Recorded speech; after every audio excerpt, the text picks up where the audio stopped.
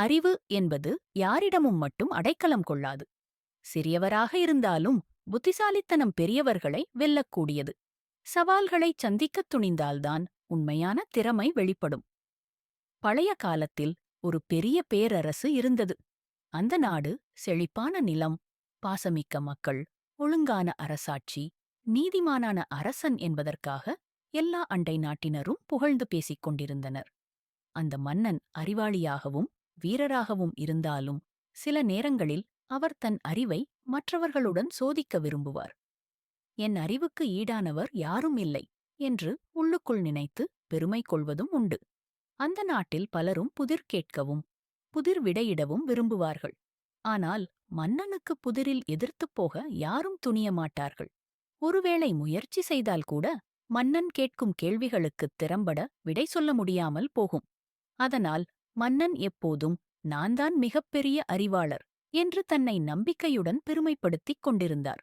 அந்தக் காலத்தில்தான் ஒரு கிராமத்தில் வாழ்ந்த இளைஞன் ஒருவன் புகழ் பெற்றான். அவன் பெயர் சந்திரன். அவன் பிறந்தது ஒரு சாதாரண குடும்பத்தில்தான்.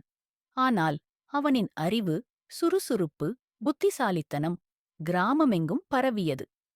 பள்ளிக்குச் செல்லும்போது ஆசிரியரின் கேள்விகளுக்கு புதிதாகக் கேள்வி கேட்டு ஆசிரியரையே சிரிக்க வைப்பான்.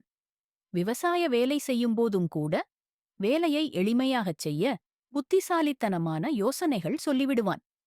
ஒரு நாள் சந்திரன் கிராமத்தில் பெரியவர்கள் உட்கார்ந்து பேசிக் கொண்டிருந்த போது மன்னனின் அறிவைப் பற்றி பேசிக் கொண்டிருந்தார்கள்.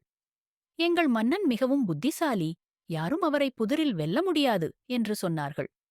உடனே சந்திரன் சிரித்தான்.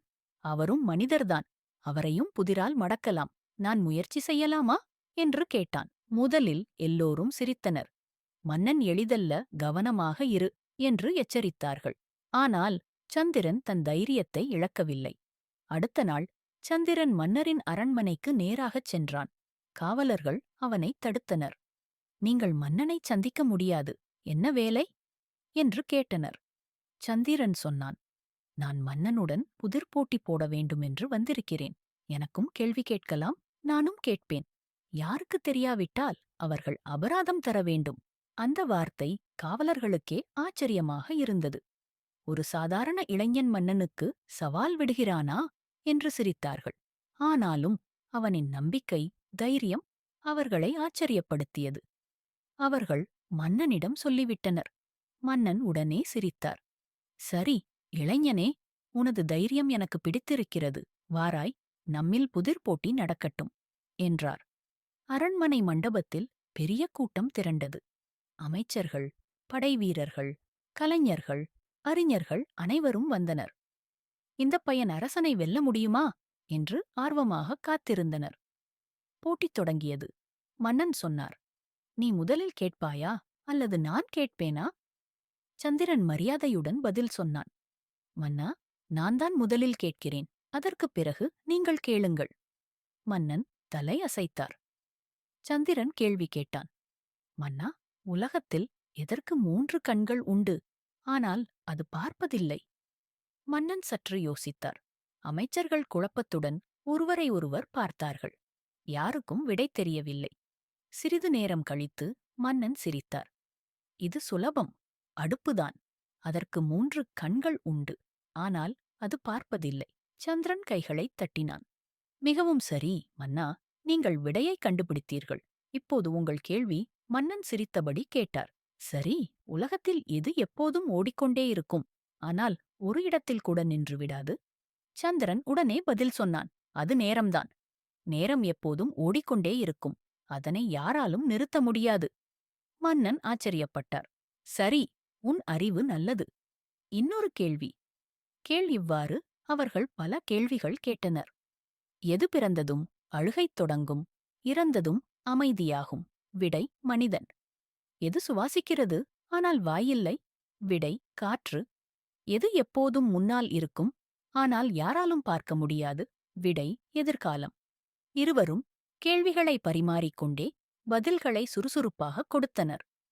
இருவருக்கும் எதுவும் கை கொடுக்கவில்லை. அப்போது சந்திரன் ஒரு புதுமையான கேள்வி கேட்டான்.